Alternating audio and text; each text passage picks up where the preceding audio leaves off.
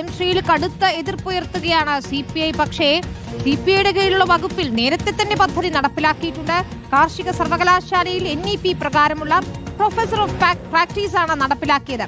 അക്കാദമിക യോഗ്യതകൾക്ക് പകരം പ്രവൃത്തി പരിചയം മാത്രം പരിഗണിച്ച് പ്രൊഫസറെ നിയമിക്കുന്നതാണ് പദ്ധതി.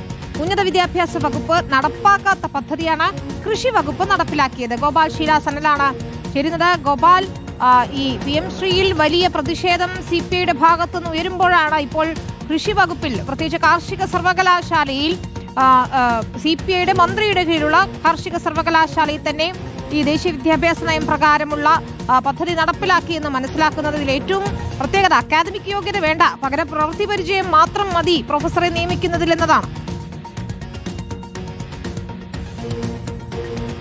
അതെ, തീർച്ചയായിട്ടും വിനീത. കാരണം ഈ കഴിഞ്ഞ തവണ PM ശ്രീ ക്യാബിനറ്റിൽ വന്നപ്പോൾ ഏറ്റവും കൂടുതൽ എതിർപ്പുന്നയിച്ച മന്ത്രിമാരിൽ ഒരാൾ P പ്രസാദ് ആയിരുന്നു.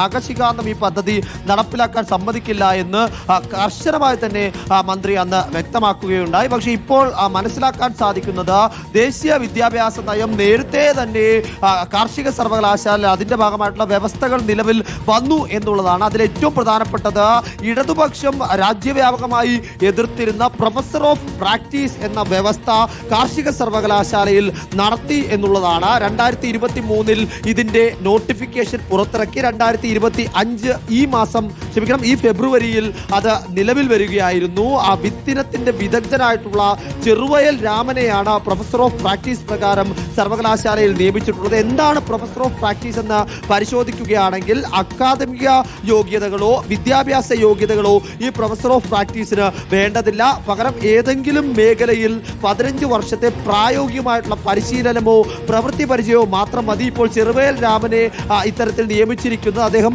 വിത്തിനങ്ങളുടെ മേഖല അദ്ദേഹത്തിന്റെ പ്രാവീണ്യം പരിഗണിച്ചുകൊണ്ടാണ്. അത് നല്ല നിയമനം തന്നെയാണ് എന്ന തരത്തിലേക്കാണ് ഇടതുപക്ഷവും CPIയും വ്യാഖ്യാനിക്കുന്നത്. പക്ഷേ ഈ രാജ്യവ്യാപകമായി ഈ തീരുമാനത്തെ CPM-ഉം ഇടതുപക്ഷവും എതിർക്കാനുള്ള കാരണം പല സർവകലാശാലകളിലും ഇത് നിലവിൽ വന്നു കഴിഞ്ഞാൽ പല ഇടങ്ങളിലും സംഘപരിവാറിന്റെ അജണ്ടകൾ നടപ്പിലാക്കുന്നതിന് വേണ്ടി അത്തരക്കാരെ തിരികെ കയറ്റുമെന്നും അതുകൊണ്ട് തന്നെ പ്രൊഫസർ ഓഫ് പ്രാക്ടീസ് ഭാവിയിലെ വിദ്യാഭ്യാസത്തിന് വലിയ ഭീഷണിയാണ് എന്ന തരത്തിലേക്കുള്ള പ്രചരണം രാജ്യവ്യാപകമായി BJP വിരുദ്ധ സർക്കാരുകളുള്ള സംസ്ഥാനങ്ങളിൽ ഉന്നയിച്ചിരുന്നു. അത്തരത്തിൽ പല പരിപാടികളിലും ഇപ്പോൾ കേരളത്തിൽ ഏതാനും മാസങ്ങൾ മുമ്പ് ഇത്തരത്തിൽ BJP ഇതര വിദ്യാഭ്യാസ മന്ത്രിമാരുടെ ഉന്നത വിദ്യാഭ്യാസ മന്ത്രിമാരുടെ യോഗം നടത്തിയിരുന്നു. ആ യോഗത്തിലടക്കം ഈ പ്രൊഫസർ ഓഫ് പ്രാക്ടീസ് വലിയ തരത്തിലേക്ക് ചർച്ചയായിരുന്നു. ഏറ്റവും എടുത്തു പറയേണ്ടത് PM ഉഷ നടപ്പിലാക്കിയപ്പോഴും ഈ പ്രൊഫസർ ഓഫ് പ്രാക്ടീസ് പദ്ധതി നടപ്പിലാക്കാൻ ഉന്നത വിദ്യാഭ്യാസ വകുപ്പ് തയ്യാറായില്ല.